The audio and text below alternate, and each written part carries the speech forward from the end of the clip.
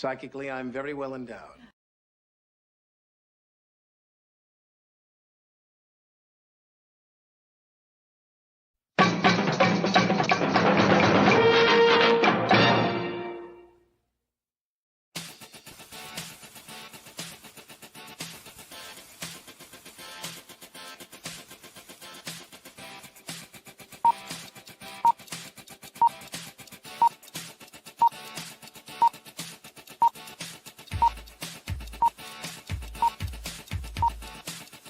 It's showtime.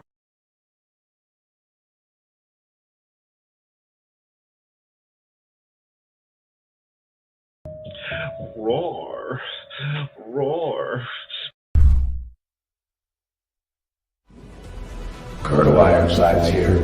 200 years I stood in the gap, fighting those who would harm my country. It was my honor, my sacred duty, so help me God. 9 times they took my life. 9 times I stood back up and made them pay. The freedom fighter and I could handle anything, but someone betrayed me. I was ambushed, made mortal, rendered powerless, and retired. They passed an amendment that made me a civilian before I left the hospital. For 50 years, I watched my country change. Watched its work while erasing me from history. The day I quit my job, I powered up and discovered they lied about that too. I'll remind them of freedom. I'll remind them of duty. I'll remind them of their oaths and who they serve. I'll remind them while I'm shoving it down their throats.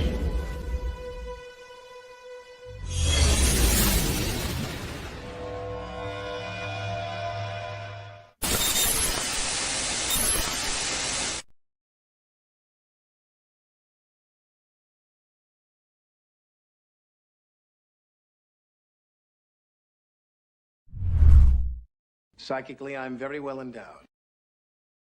I wanna know what you're thinking. There are some things you can't hide. I wanna know what you're feeling. Tell me what's on your mind.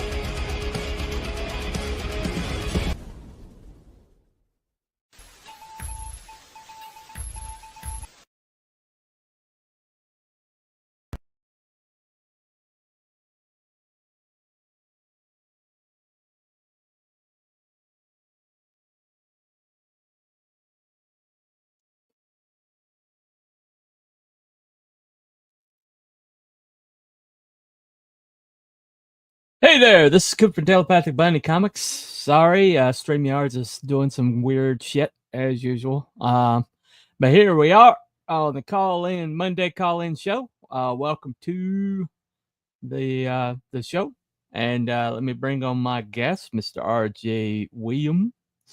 Welcome to the show, man. Hey, thanks for having me.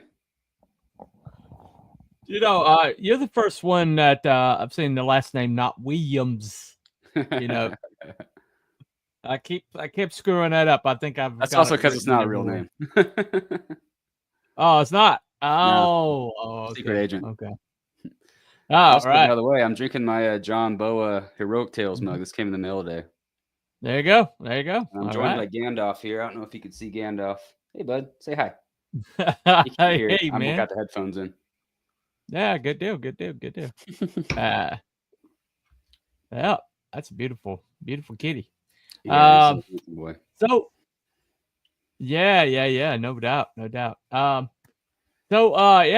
So this was kind of your idea. We've been trying to get this locked up for about a couple months now, I think. Anyway, playing tags, strangers in the night. There you go. Anyway, doobie-doo, right? But one thing, I like to try to have kind of like a bigger conversation as well as doing the shield thing, and that way that when somebody, I think you basically have to get people interested in the person before they'll back the book or back the whatever it is, and I find that people are more willing to like shell out money to somebody that they feel like they know. And I learned that pretty much from Bancroft. That's his model, pretty much. He's pretty good at this. I think get the racket figured out. One of the things that you wanted to push today. Yes, he is. Yes, he is. He's kind of like the godfather of the show, I think. Yeah. Sorry for the delays. Looks like my internet wants to screw up a little bit today. I think it got restored like 2 hours ago, and I think it still need to work on it. Anyway, so forgive me if there's a delay. Anyway, so one of the things you wanted to push today is the 3D model of the ship from your comic called Orion. Yes, the very controversial 3D assets.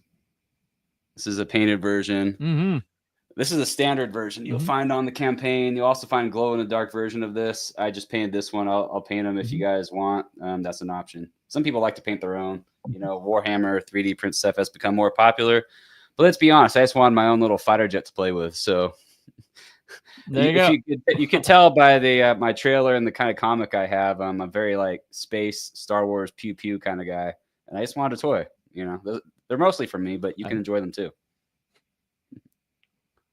No doubt. I've seen. There's been multiple campaigns, I think, that people have had assets on. Joe Catapano, he has a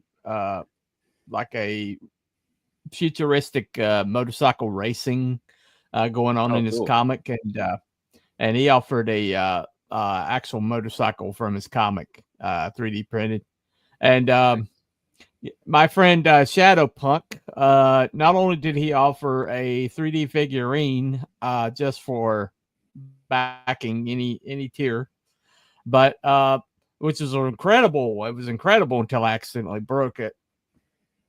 Anyway, but it was like his main character kind of had it was really detailed. He can't do anything halfway. But he also provided a 3D animated movie, 9-minute movie, with his book. Pretty really cool. Yeah. How do you make that? Is he like a computer graphics guy or the contractor? Well, I think he was doing some animation for somebody else. That might be Disney. I'm not sure. I can't remember who it was, but he when he left their employ, whoever it was, I can't remember, but he decided to do this comic. He spent I think 3 to 4 years, I can't remember exactly, but making this 3D animated movie. I mean, the hair movement, everything, you could tell he spent like a lot of time on it. He even had a voice actor pass away on him, his stepfather. Oh, wow. And he had to recap. But essentially, that he took him like 3 to 4 years, but that's before the AI has come out. And now with AI, people are able to animate things in a matter of hours that used to take months or months. And hand-drawn cell animation is not going away, and 3D animation is not going away. But the AI is like a shortcut, and that as we go, that's going to get more and more, available for people lower tiers. What do you think about AI tools? I used to be sort of a purist when I first got Mhm. into the Comicsgate movement. We're not really calling it that anymore. I think it's a lot of fractures in the Comicsgate movement. But when I first started following indie comics online, that was the consensus. AI was new, and obviously we follow human artists, many very talented human artists, and we don't want just something that's not authentic. Just some soulless product that was spit out by a machine. I was actually kind of Right. Actually, it was Luke who kind of made me a little less of a purist. Not that he uses that stuff, but he'll use references. And what artist hasn't used references? We've used real life references since people have been drawing. So what I have a problem with is like when it's cut and paste. And when it's clearly just a product that's purely made by a machine and someone is just cutting and pasting. We know of famous artists, maybe who we shouldn't name, who've definitely done that. I didn't know this till recently, but one of my all-time favorites is Norman Rockwell. And evidently Norman Rockwell used like real like physical models and things like that for his drawings. And I didn't know that, but he took those real physical models, and then he like put his painted over them after he drew like used them to draw his initial whatever. And but what he did with those things, the unique twist he put on them, the storytelling that he did, created the works that we enjoy today. And the first comic book artist I saw do that was Alex Ross, with with Marvels and so things that he does. He usually uses a physical model, and then paints like off of that. So he's kind of like a comic Norman Rockwell in a way. That's a good description of Alex Ross. But I love his work. I love his work. Anytime I see it, I'm like, I've got a whole book. I've got the I can't remember the Marvelocity, which is his 3D art or his art book, basically. But basically, when it comes to what we're doing with AI, what we're doing with 3D, doing with we've got so many people in our circles that are starting to delve into toy making, like PTP, Thomas Parnell, has actual he makes like figurines and things like that, but he's actually made like Transformer, he had like a Transformer at one point. He had but he's also teaming up with Mark Polton to do like a toy line of the American Assassin comic. But then you got like EVS, and EVS has gone pretty far into toy making at this point. But it's because of like 3D ability to like carve things out in 3D, and able to like take those drawings and put them into a computer and come out with a model that can go to toy makers. It cuts production costs down. Like who did the 3D animation on your model? I believe it was shoot, I forgot his name. Well, I should say it was modified by gosh dang it, his name's escaping me. Let me look it up. I'll just do a little promo for you here. One sec. I'm gonna get a link to his page, so I'll do you better than just getting you his name. Circle back to that. I'm gonna do a Jin Saki and tell you circle back. Yeah. Except you actually have you actually can give me an answer. Right. Anyway, Shadow Punk wants to come in if you don't mind. Sure. That'd be okay with you? Yeah, absolutely. All right. All right, Shadow Punk, I sent you a link.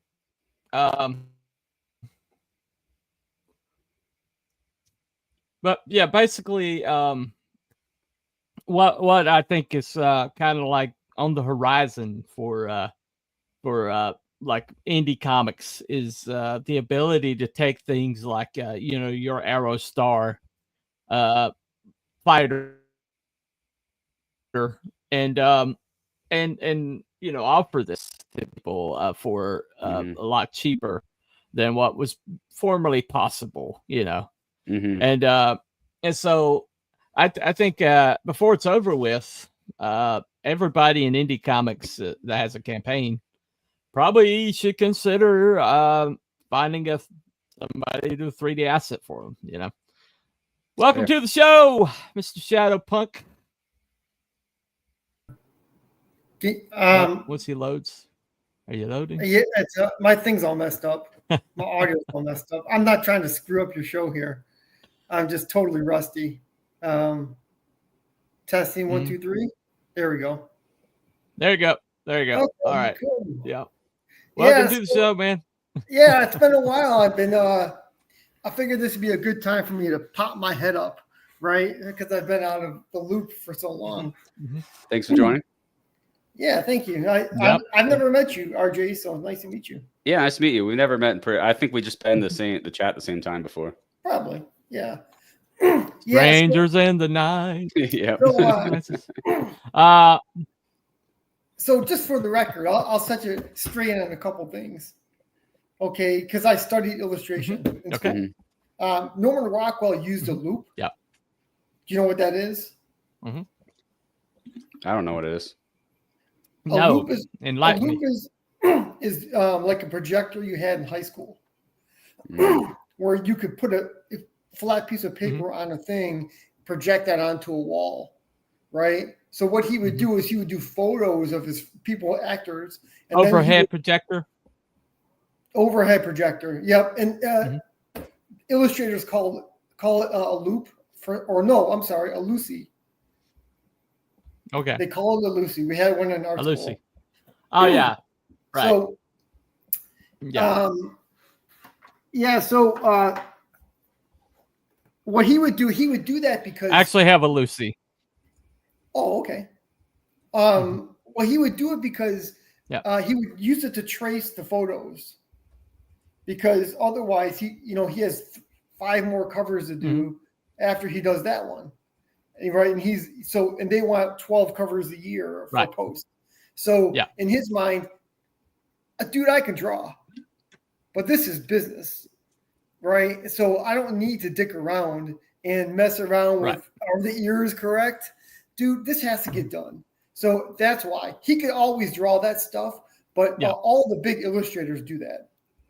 And unless they're like super stylized or something, right? They time is money. So it's one of those things, even like Bernie Fuchs, who is a famous illustrator from New If you saw his artwork, you'd know it right away. 70s jazz, Misty, right? And he did things like, they all did it. So in my mind, the AI thing is what's going to happen is for years they've had technology like 10 years ago that I could access, that I could take like I could take something I have like that ship you're holding, RJ, right? Or anything really, and you could take photos of it and scan it in, and it would produce a 3D from the photos. Okay. And that's the simple version. The high-end version is called photogrammetry. And what that is that you have, and it's hard for people to believe it until they see it. But you can have a drone hover around a hill with grass.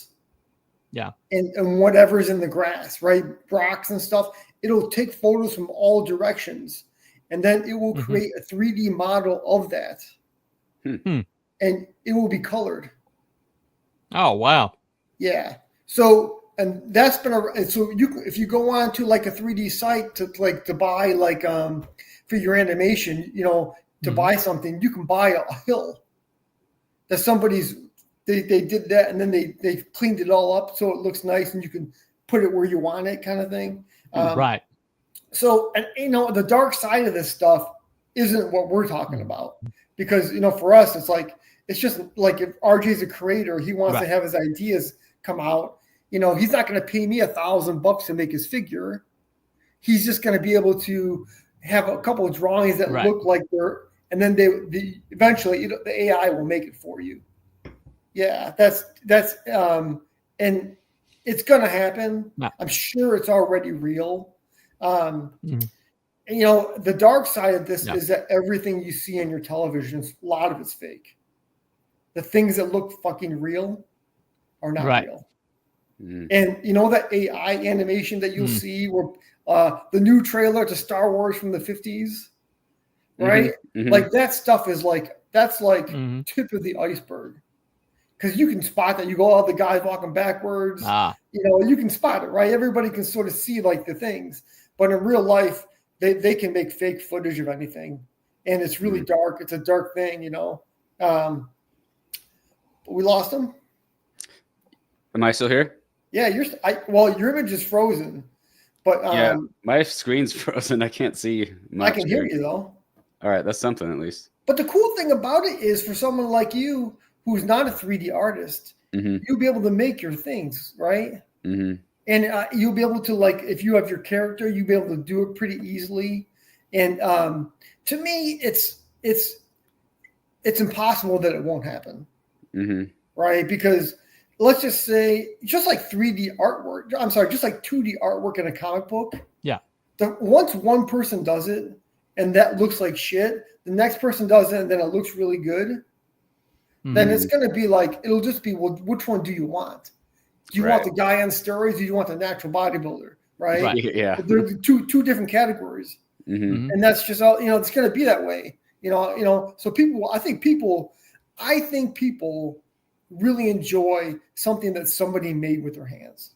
Yeah, absolutely. Right? Well, let me ask you a question. If you had these AI tools when you did your 9-minute movie, how much faster could you have done it? Well, it's hard to say because I've never been exposed to those tools, right? So what they would be is they would be like my 3D software, but they would be streamlined, right? So you wouldn't be rigging characters and painting them, right? You wouldn't need to. You would just have a drawing that says RJ did the drawing, and then here's what it looks like, right? So it'll make a character right out of your drawing. So to me, it's like, it's probably night and day. But the problem with all that stuff is that it doesn't look like a human being made it. And even if you fake it, okay, I'll give you a really good example of this. Okay, you and I will watch. Remember the movie Tron where Clue was fake? Yeah. Okay, it was for the time, it was fucking amazing. Okay? Right. And to get to that point, to get that is fucking stunning, right? But even an untrained eye looks at that and goes, "Oh, kind of. I guess I kind of get it." Right? Because you're in your subconscious, you subconsciously know what a human being looks like. You don't have to make a list, right? All the subconscious things that go on and the subtleties. So that's slowly going to go.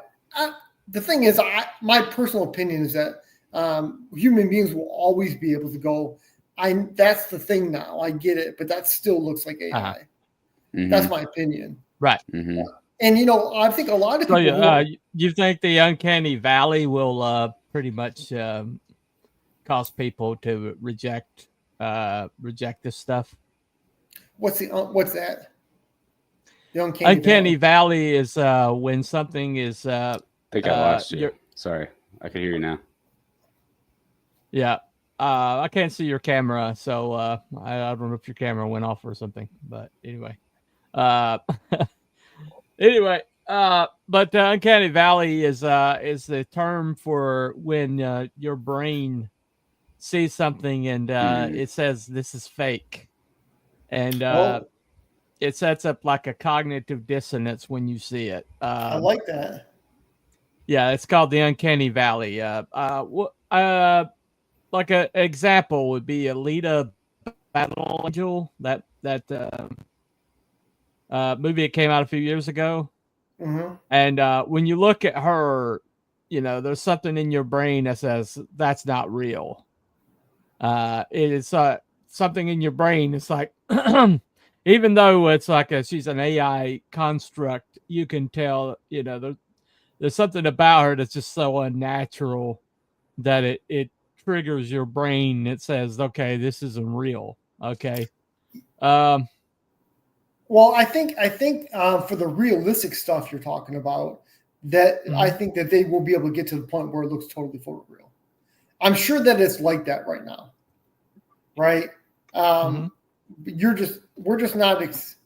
We just don't know which one it is.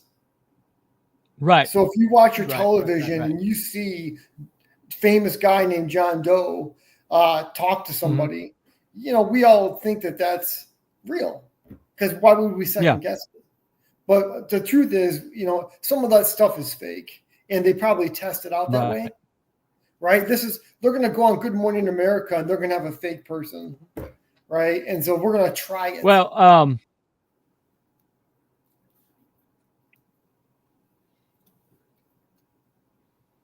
right.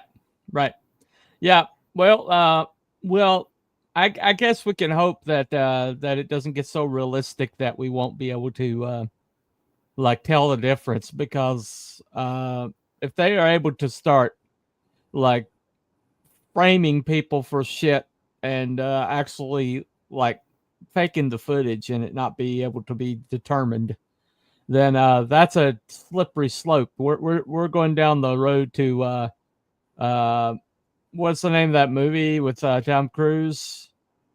Minority Report? Minority Report. Yeah, then we'll be heading down to Minority Report territory. And well, I my personal opinion is that well, let me pose this question that might spell out the whole thing. Is it more beneficial for the powers that be to make rockets that go to the moon, or is it more beneficial for them to make the technology to think you went to the moon? I would argue that the second one is the more powerful thing you want to make. Oh, okay. Are we going to say that the first moon landing was faked? Well, I'm posing the question. That's all. I mean, to me, that's kind of not a hard thing to determine, right? Because you don't, what's the benefit? The benefit is mass illusion. And then the first one with actually going to the moon is you made a kick-ass rocket, and you're able to break, do that. To me, that's like, if I was this evil dude and I was like control the world economy, I would go give me the illusion, because I can come up with a bunch of other things that I can make out of that. So I personally think that it is going to be, that is exactly the real people that are going to be AI people, no doubt about it.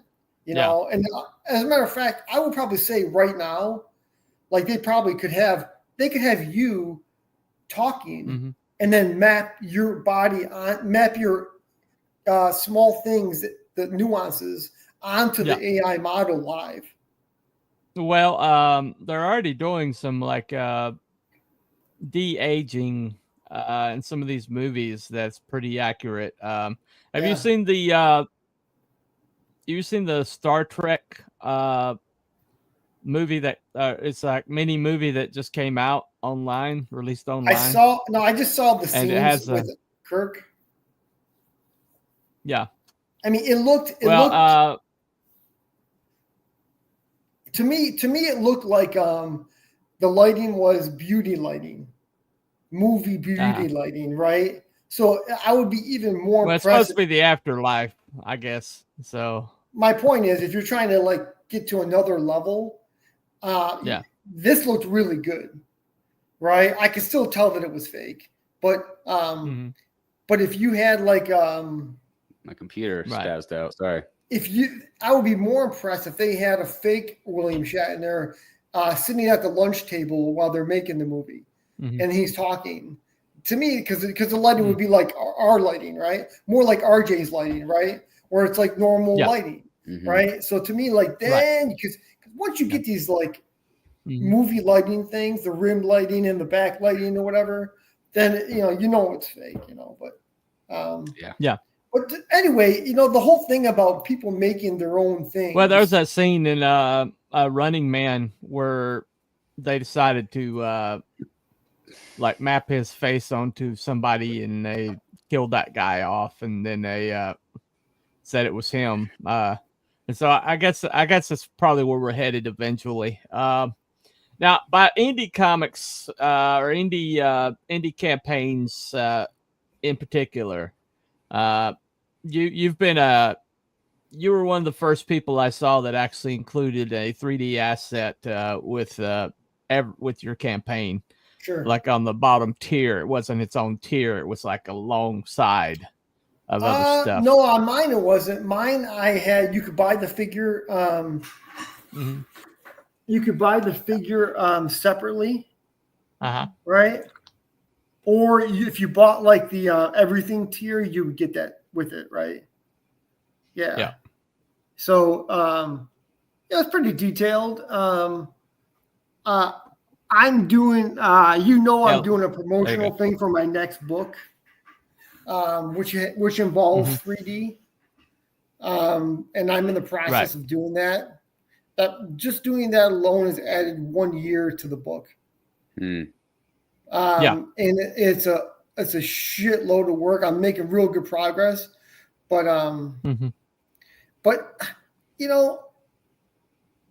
I don't see, for me, the most important thing is, and I could be wrong, okay, but my point of view is that the idea is the most important thing. Right. So if your character resonates with people, then you will make an impact against these larger campaigns, because your character's so well thought out. He has a cool story behind him, and people look at it, and it's more than just a dude, right? Ironside is more than just a normal guy. And so but I don't think it's going to happen with all people. I think it'll be like, because once everybody does it, right? So, I mean, it's not like it's going to separate. Yeah. Right. It won't level the playing field at all. It'll just be like easier for people to come up with their ideas, and I think, quite honestly, maybe for a period of time, it'll make a difference. But it's like, in the end, I think you should always go back to the design of your character and the idea behind the character, right? And to me, that's what human beings connect with. I don't know anything about RJ's character, but I'm sure it's space. Like you said, space oriented or something. So I mean, to me, that's, and if it was easy, because like if you look at like Marvel or DC, they would have they would come up with great characters, but there's a lot of not great characters, right? There's I'm sure there's a Rubber Man somewhere in there, right? So I mean, it's like, to me, it's like the characters out of the top tiers, the Supermans, the Batmans, Spider-Mans, those are fantastic, and it's so hard to design those characters, right? Not to mention it's all been done. So, I mean, this idea that you can come up with a character that stands apart, that's a miracle into itself, right? Well, I also think that that it's important to kind of like get people's imaginations, if you can like trigger people's imaginations around your intellectual property in some way, shape, or form. And putting something in their hand that's in 3D space, kind of like, the like the fighter, like RJ's got. Yes. Or Shadowpunk, your figurine. I think it really, what it does is it kind of like connects people to your world, to your intellectual property, if you can take, that's one thing that the 80s did so well, was every cartoon that had a figurine, and maybe the figurine came from the cartoon, or maybe the cartoon came from the figurine. But if you wanted to connect to that intellectual property, or that you're watching, cartoons, if you wanted to, play as He-Man, you could play as He-Man. I was more of a Skeletor guy myself, but I mean, what about me? But anyway, but having that in your hand, it's a big deal. It's a big deal. Yeah, RJ, your spaceship. Mm-hmm. The cool thing about that is that, this is probably your logic, right? Is that after people get the book, they can put it on their desk all day. Exactly. And to me, if you can, I don't know what the thing is all about, right? But if that simple thing is like a little, you can look at, it doesn't look like just a ship. It looks like the ship from Orion, right? I mean, and then you go, that's hard to do because not everything you make is going to be the what's the right word? The epitome of the idea, right? But I think if in the end, that can't hurt, right? If you have, I can make something that's shadowpunky, but in reality, I have to find the thing that I think is the hottest thing, the thing that is going to blaze. The idea is going to blaze right off of it. That's hard to do. I mean, I don't know how to do that all the time, but that is the challenge. And I think that's how you stand apart.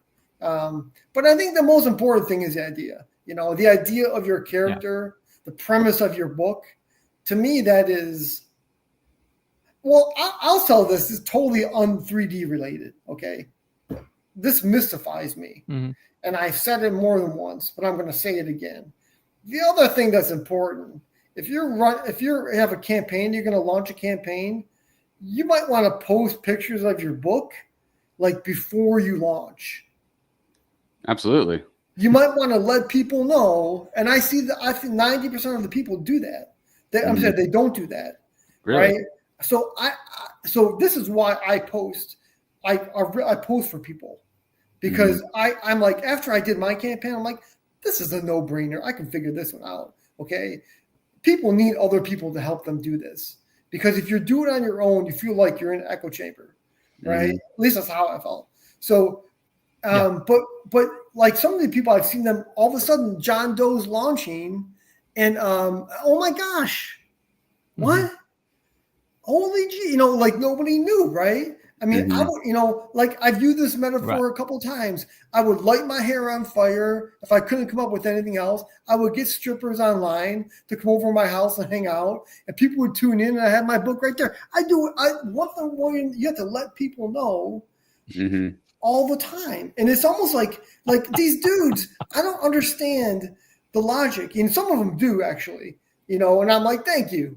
That's a guy that I can, that's think through, right? But I just don't get it. And I just don't know what, because just launching a book and hoping is not a plan. No. Now, Luke told me early on, it's kind of like the movie A Knight's Tale. You got to be both the champion and the herald. You got to be, who was the herald? Oh, it was the guy who played Paul Bettany. Paul Bettany, but he was playing Geoffrey Chaucer. Yeah, it was Geoffrey Chaucer. Yeah. And then Sir Auric von Liechtenstein. Thank you, von Liechtenstein. I can't remember actors' names. Heath Ledger. Heath Ledger and Geoffrey Chaucer. Was this a movie? Was this a movie where it was like a medieval movie and then they had modern music in it? It's like modern they play music Queen. It's like a football game, but it's jousting. I remember not getting it. I remember going, "What?" My buddy's like, "That's fucking great," and I'm like, "This is fucking stupid." Right? And it's like everybody likes something different, right? Everybody's got like they see things and things that other people don't see, you know. Mm-hmm. I love the opening scene, people dancing around with face paint. Well, it's like a football game. Yeah. Well, that was their sporting arena, and right, but they didn't have that, But they didn't have. It wasn't. I mean, they didn't have modern music. No. Okay. It's just kind of funny. Like they could just stop and clap like it's Queen. We will rock you. Remember like in Excalibur when Igraine dances around and gets all the guys horny, right? That's more real. I can buy that one. I mean, having sex and plate mail, maybe I wouldn't buy that. I don't think anybody did that one. But that was the point. The point was, the point was to deceive her so that nobody knew. I get it, but my point is, that's the only time. Go ahead. No.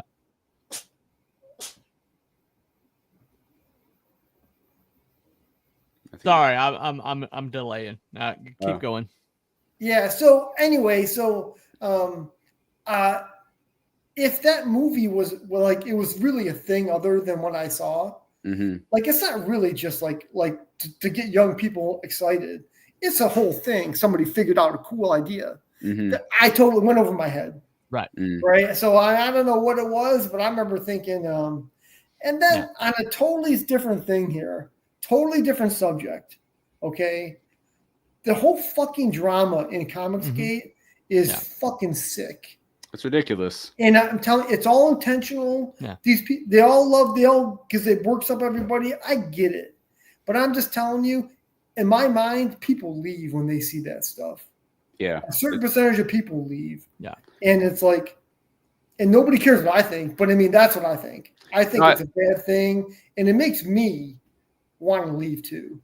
I agree with you. It'll get you the clicks, but it won't get you. My opinion is it doesn't get you backers. I doubt the people who are bringing attention from lots of drama are actually getting many new backers. They're probably just getting lots of clicks. Really? Yeah, I think it's like this WWE sideshow. You know, it's just like it'll get you the rage clicks, but in my experience, even if you get a small audience, like I'll do little YouTube shorts. And I'll get hundreds, maybe thousands of views, but those people don't come back. They don't subscribe. They're not, returning viewers. My returning viewers I get from little live streams like this because I'm getting the right audience, and those are the people who actually back books. So when you're in your book, do you have a main character? Yeah. Okay. So have you figured out or thought about making a figure of him? Her? I could. He's kind of like, I could show you maybe a picture of him. He's just kind of like a soldier looking guy. Just sort of he's not a regular looking dude, but he doesn't look unlike other things you've seen before. Okay. And something that I think sets my comic book apart more. Well, give us your pitch. Okay. So it's basically like, it's everything I love about sci-fi. So it's, Battlestar Galactica with a little bit of a Star Wars flair meets Starship Troopers and Brave New World, all kind of thrown into one comic book story. And follows this team of like their equivalent to Navy SEALs are called the Alphas, and there's a hostage situation. The terrorists basically want their leader freed from a Supermax, and the leader of the Alpha team, his girlfriend is one of the hostages. So that's the premise of the book. It's cool. It's a very action-driven book. It's edited by Mike Barron. In his words, it's a fun space opera, and it's better than most of the shit that DC and Marvel are currently publishing. So there's your little pitch. Cool. It's also dragged by Luke. Yeah, that's a low bar. Artist. That's a low bar. So you're the creator and the writer? Yeah. Okay. That sounds cool. It sounds like you have a really good premise. Yeah, it's fun. It's something I had fun writing. Just thinking of and writing. But I think sci-fi, you know, like good sci-fi like Star Wars, Battlestar Galactica, you could picture those ships in your head, when someone says those titles. So that's why kind of a big reason why I wanted to just have these ships, aside from the fact that I just think they're fun. You know, we wouldn't want this, but there, it's like painted, unpainted there. Yeah, show me the unpainted. Let me blow it up right quick. This is the unpainted here. Oh yeah, that's like a super streamlined. Yeah, exactly. It's supposed to look fast. It carries a lot of weaponry, vaguely kind of like based off a stealth plane. You know. Yeah. You know, powerful engines, very streamlined. Is the speed part of the story? The speed is a big part of the tactics of the alphas, because they're basically like, you know, I once heard a Green Beret say on Joe Rogan's show he wouldn't want to fight a SEAL team anywhere near water, and that's kind of how the alphas are in space. That's their element. So the speed of their ships is part of their tactics. So that'll come into the story. Cool. Yeah, that's neat. I think all that stuff sets it apart. Like you said, this is like something you'd want to put on your desk and just, you know, remind you of the book. It's something fun to look at. And it really, I think, makes it all unique. You know, I have a question for you about that. Had you thought about putting a little curve on the bottom, connecting it to a base, or no? I actually didn't think about that. Because it sort of sets up and it looks like it's flying. Yeah, there's actually a pretty cool idea. I didn't even think about that. It's something, you know, and I'll just show you. You can see on the back of mine, there's a little curve connecting to her, and something like that, right? Mm-hmm. That's all I'm talking about. Where it's like the thing I'm describing. Also, you would see it with the Quinjet, where you would have that on like a toy, where it would sit on your desk like a Hero Click. They did those, you know. That's an idea. I mean, but anyway, it sounds cool. It looks really cool. Yeah, thank you. Yeah, I had one person say they would like to have like patches. So maybe like, I think maybe with the next campaign I'll do that. Right now I have a trading card also. Might as well just show you since we're on the topic. I got some samples here. So this is a sample of the trading card. This character is Lena Riley. Yeah. She's kind of like my April O'Neil character. She's the mouthpiece of the dystopian propaganda machine. She's also based on my friend Lisa Foyles, who's from All That and Malcolm in the Middle. You may know her. She's helping me promote it. Characters in her likeness. So, do you live you live in California? I used to. Oh, okay. Well, that explains it, I guess, right? Yeah. Wow. But yeah, so on FundMyComic, there's a campaign. You can get a signed card. You can get a pre-ordered book. I'm not going to print too many, so that will get cut off. Yeah. So if you want something, a good collector's item, that's a good one. So did Luke Stone use a reference of her? Actually, Luke didn't draw that. It was Johnny JP7 on Twitter. But she's in the story, right? She is in the story, yeah. So he didn't use reference of her in the story? No. Luke drew 4 pages. I don't know how we best to share these. I could share a trailer. All the pages are there, or I could just go individually and share pages. Whatever, yeah. For some reason, a hard time sharing like individual pages. Oh. I could try it here. Yeah. Pulling it up. So yeah, Luke's drawn 4 pages that are complete letter and everything. I think the colors are super cool. His colorist really, I think, sets the pages apart. The lighting is really, I think, really grabs what we're trying to accomplish. Sorry, give me a sec while I pull up the file here. No problem. There it is. Well, I mean, one thing about space epics, though, is, you know, there's inevitably, you've got Battlestar Galactica, Star Trek, and Star Wars. You know, it seems like everything kind of like winds up being derivative of one of those 3. So it's kind of, I guess a lot of people are like skittish about doing a space epic because of that. Oh, but, do you think there's only so many? I think because of that, it's kind of wide open.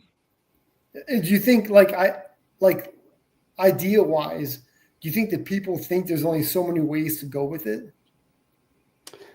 That could be. I mean, I think if you read enough fiction, you know, there's plenty of places to go. I think what people probably more of what Cooper's saying is that I think people feel more intimidated than anything else because you're going to be compared to the greats. That's what people really remember in the genre. You know what? That's probably true. Well, I think because of that, though, it's wide open. It's wide open for like a new vision because people are so intimidated by it. And since Star Wars has abdicated its place, it's left this really huge open market, and so I'm surprised that there's not more space epics. If I was going to make something like a space thing like that, I would. I mean, because I'm not, George Lucas, I would come up with a character that people found so fucking compelling that they could put all their ideas in the character, right? Just by looking at the character, and that would be a way to do it. Whatever your ideas about the world, if they can relate to that character, then that's I think really what it takes. Which is really hard to do. I mean, let's face it, it's not easy.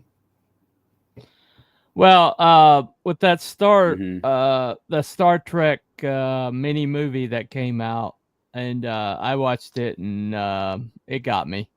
I'm not gonna lie. I think that's the real trick, and that's the challenge.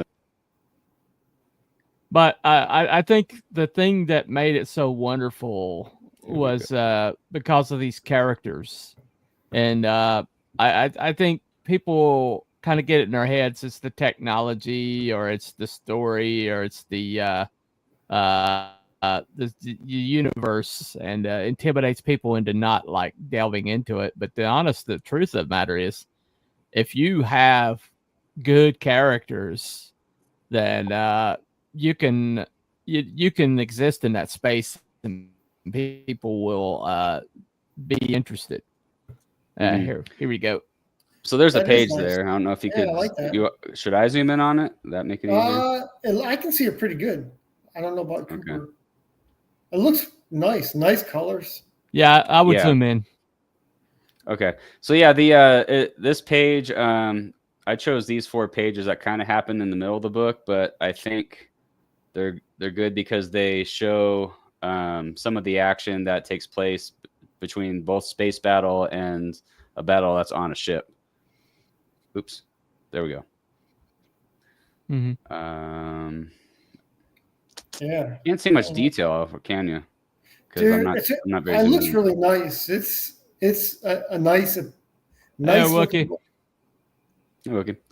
Yeah, thank you. So it's a battle that takes place in the nebula, so it should be bright. I think it lends itself to like a comic book page, and I was hoping to find a really great artist who could really run with that scenario, and I think Luke and Patrick really did that. So I'm really happy with the way that turned out. And again, I think ships separate sci-fi from each other. Ship design is just a great way to stand out, and Mike's thing he always tells every writer is be memorable, and I think this page is memorable, so I'm very happy with it. Well, you know what? It's also impressive because there's no characters in it to relate to, and design wise, it's working pretty well. You know what I mean? So that's the key. You got to like make that work, and he does.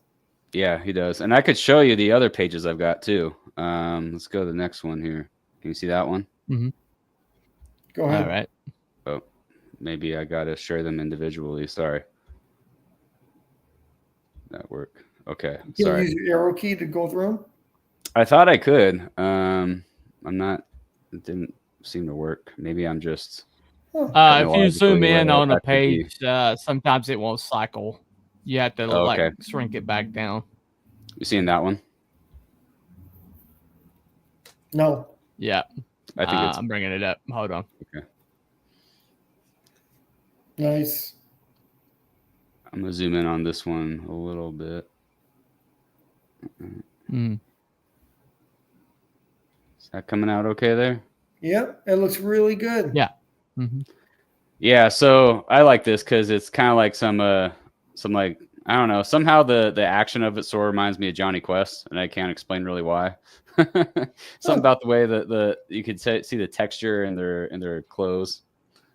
I just think it's pretty cool. Yeah, he did a good job. They both did. Yeah. Oh, here we go. This will cool. That's better, huh? It kind of reminds me of Cooper's book, the way it's colored. Yeah. Who's your colorist, Cooper? It's Mika from Barbusco Comics. Okay.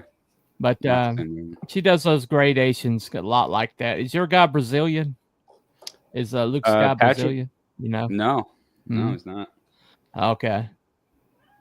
All the Brazilians were taught by pretty much the same guy, and they all have a lot of the same things. Yeah. Okay. Yeah, and then the next slide here is the first time I actually show their faces. Just so you know, when your mouse went up to the picture to the right, the little arrow came up for the next picture. Oh, it did? Yeah. Okay. Yeah. Yeah, you could cycle. See, no big deal. I'll add it. So this is like the big face reveal for the characters, for the main guys. Oh. So there's one human and two aliens there, and then Viper, the bad guy, is in the bottom right panel. So one of the things that works really well is that, okay, you're keeping the backgrounds minimal, so they're not super busy, which Luke is handling that really well. And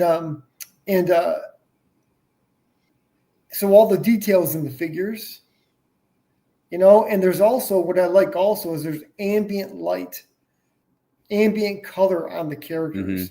So they're a little. That's one thing I really like about the lighting too. Yes. That's always a good thing. I think it worked out really well because, you can sort of see like the line work isn't all black. Cool. All right. The line work gets colored over with the color, which is sometimes nice. When are you going to run this campaign for the actual book? You've got the figurine and you got the card. I'm hoping February, but of course it depends on how many people get on the sign up list. Which, by the way, pull up the landing page. I'm using Substack as my landing page here, so I'm going to pull that up and put it in the chat here. And the sooner, you know, I'm thinking about 100. I'm about like 40 right now. It might be like a pie in the sky dream, but I'm hoping to get there to like 100 by February. And, you know, if I could get there and, you know, get people actually on the mailing list and, you know, get those potential backers, then I'd love to do it then. The thing about it that's really, and I'm just going to tell you my point of view, right or wrong, okay, pros and cons. So I like to retweet artwork like that to let people know the book is gonna come out down the road or whatever, right? But it's good to have a link that goes to a Indiegogo page or a FundMyComic page or Kickstarter page. You know, that way, because I think people are used to that. You know, I think also. On the FundMyComic sign up page for that book should have a button that says share on the page, so that way the people can do that, because that's what I like to do, right? And it makes it so much easier. FundMyComic doesn't currently have an ability to do that. Indiegogo and Kickstarter do, but that's something that is being worked on. But I wish they did. That would make it easier. The reason I say it is because but they're working on it, but it's not currently there yet. You want the link to your artwork, right? You want those connected visually for people, right? Yeah. Because also you have great art like that. I mean, use that to sell the book, obviously, right? But I mean, it's like right below, right on top of that picture should be a link that takes you to the sign up thing. I know you have the Substack. The Substack is fine. I'm sure it works really well. To me, it's always like, people are different than me, so I shouldn't say this. Okay, I don't like things like that to be unconventional, right? Yeah, it is kind of a pain because I post it. So my typical post is on X. I'm a lot busier on X than other sites. I think the format of X just works for continuous posting. Yeah. Facebook's kind of weird. It feels like it's all divided into groups now, and groups don't want you spamming their thread all the time. Is that okay? With X, I just post a lot, and then we have, you know, there's certain people on X who encourage it, you know, and like there's certain people who just post in the comments of someone's post because someone else is encouraging all the indie comic artists to post about their work. So that works for me because I could put the Substack there. I could put, my 2 campaigns I have open, the trade card, the miniatures. I put the trailer in there. That's worked out. But yeah, absolutely. Let me point out that the last time we had a huge jump in backing for indie comics was 2016 into 2017, and 2018 was like the peak. Guess who was president during 2016, 2017, 2018? Orange Man. The Orange Man, right? So I think you know why? It's because groceries weren't killing people. Just buying groceries weren't breaking people's backs back then. Well, it's funny you mentioned that because the last 6 months, or at least the last 6 months, I've watched people launch their books, and I'm like, man, this is not good. I don't know why anybody would launch before the election. I don't really get that. Even if no matter what, to me, it's a no-brainer. It's like that's part of my timing as well. Yeah, of course. Yeah. By the way, since we're on the topic of the mailing list, I just think. Go ahead. Oh, just since we're on topic of the mailing list, anyone who subscribes will get a free Orion pop socket. This is also a Johnny drawing, JP7 on Twitter. He is Brazilian, but he drew the trading card. So yeah, you'll get a free Orion pop socket just for subscribing. All you gotta do is reply to the welcome email with your address, so I know where to send it, and you get a free pop socket. And also, anyone who posts a picture of the free pop socket on social media will get a discount code for 20% on any call sign Orion merch. That includes the miniatures. That includes the trading cards. So there you go. There you go. Cool. All right. Cool. And if fire jets are your thing, or if redhead babes are your thing, whatever you're into. Yes. Well, I have the link. I have the link to the Utter Jets in the chat, also the description, and also have the link to the card. Is also down there in description. I did get your Substack though, but that's I posted it into the chat. So Perfect. If anybody wants to go there, it's in the chat currently, and on YouTube. So you said you want to see a trailer? Yeah, play the trailer. Oh, let me set that up back here. Just a sec. No problem. So while you're doing that, who did the trailer for you? Anyway. Oh, I made it. Oh, cool. Share it now.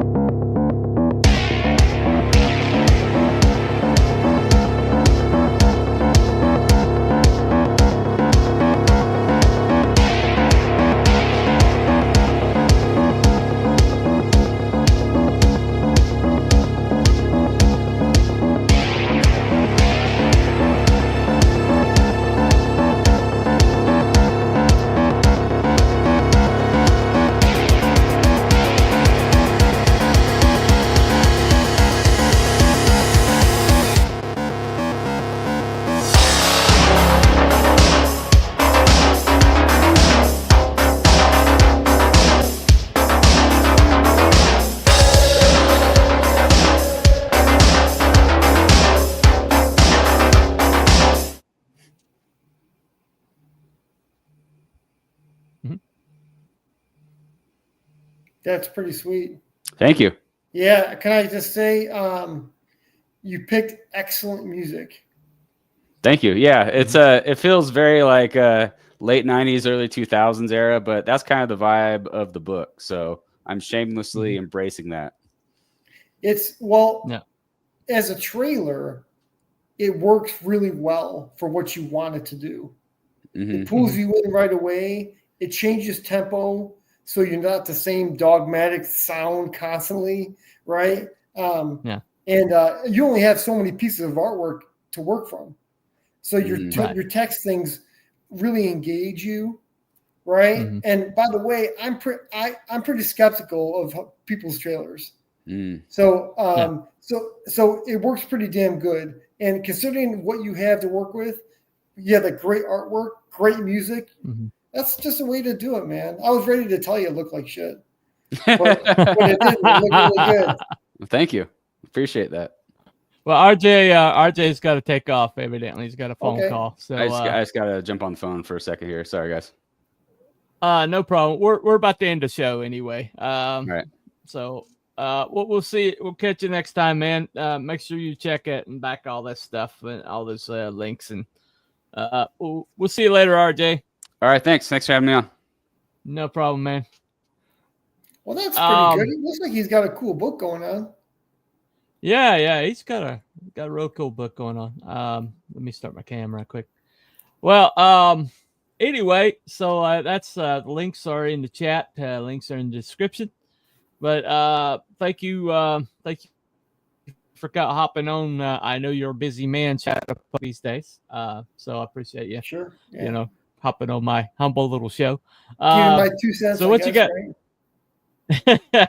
So what you got going on, man? So right now I am probably going to launch Shadowpunk 2 at some point next year. Don't know when, early or mid. Just for people watching the show or people watching it. So I'm working on a promotional thing for the book. And that alone is taking me an entire year to do the promotional thing. And it's going to be something people have never seen before. It's totally fucking amazing. A 9-minute 3D movie was beyond anything I've ever seen before. So I'm excited to see what you got cooking. Yeah, this is going to be fun for people. I want to do something that nobody's ever done before in CG, right? And I want to engage people on the things they really like. So I'm doing that stuff right now. It sounds vague, but when it gets unveiled, I'm gonna, people will see it. And it's going to be cool. Because also, awesome. As I'm watching people launch their campaigns, I was like, what? There's got to be more you can do than just show up, right? On the day you launch. So the wheels started turning, as you can imagine.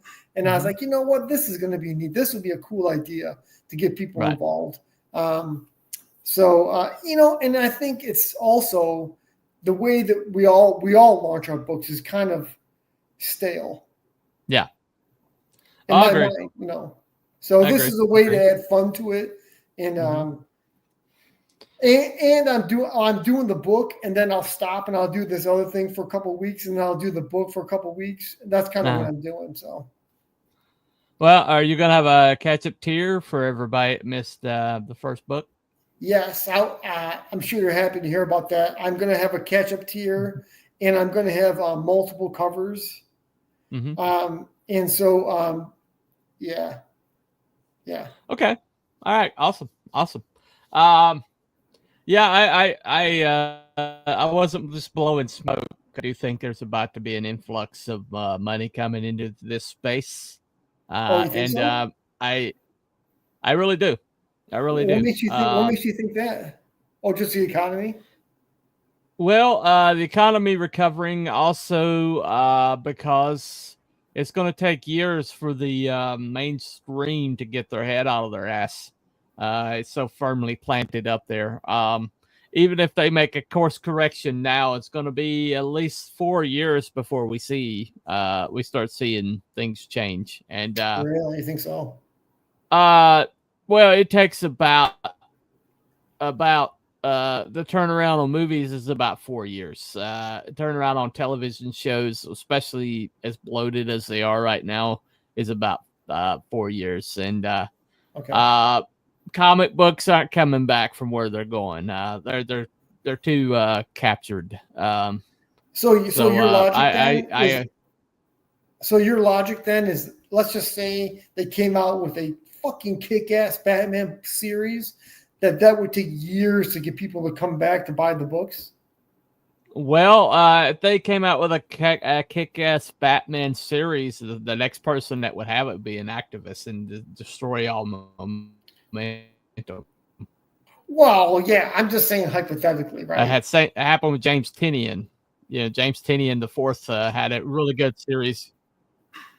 Well, I mean, they took it away from Tom King. Finally, gave it to James Tinian, and he brought it back, and it was kick ass for a little while.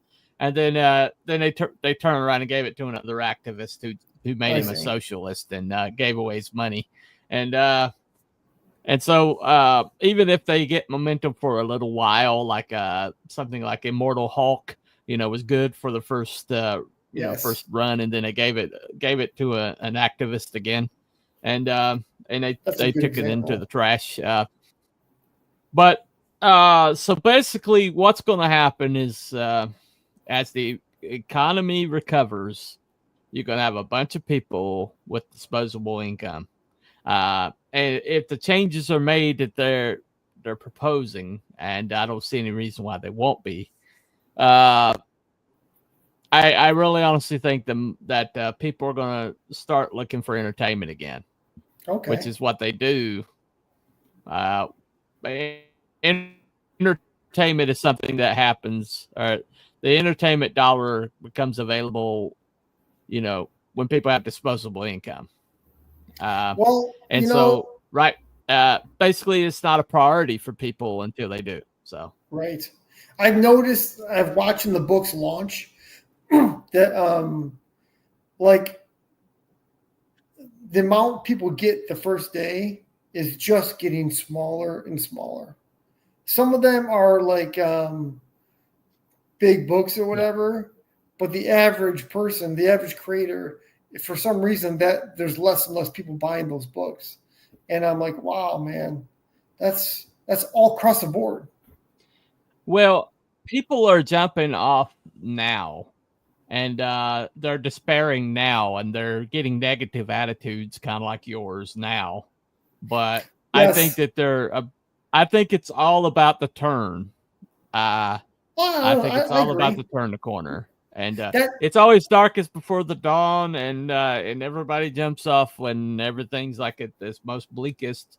And I honestly think those people who just stick around for a little while longer are going to reap the whirlwind. I just think it's coming. Well, you may be right. I mean, my perspective sounds negative, but my perspective was that I would not launch before the election, because that doesn't make sense to me, right? And I would wait 6 months to 3 months for the reasons you're saying. I always kind of thought that would be true.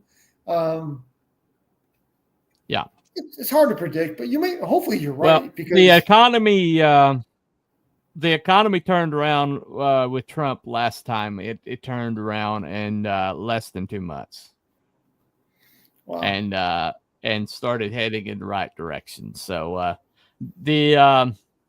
and this time he's not what's been proposed, whether it happens or not, what's being proposed is a complete radical shifting of the entire way our federal dollars are spent. And so if everything happens the way I believe it is, and I don't see any reason why it won't, because I happen to be an optimist, people,